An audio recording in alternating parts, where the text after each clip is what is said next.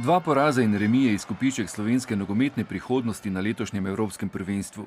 Po videnem je očitno, da je bila naša najbolj kritična linija obrambna linija, saj so na vseh 3 tekmah kot prvi zadeli nasprotniki.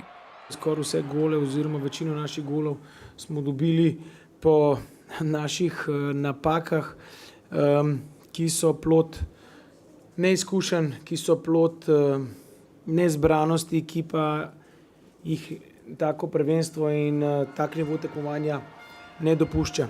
Navkljub le eni osvojeni točki so 3 odigrane tekme, če bi jih merili z dragocenimi kovinami, zlata vredne.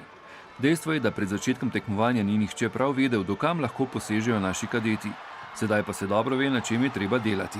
To je za nas ena velika izkušnja. Bili smo prvič na tem evropskem prvenstvu, lahko bi stržili več, če bi vsako tekmo vsak dal maksimalno od sebe, ampak bomo probali v prvi 19 priti in se pokazati v boljši luči. Zdaj smo opazili, kakšen je višji nivo v Evropi. Treba delati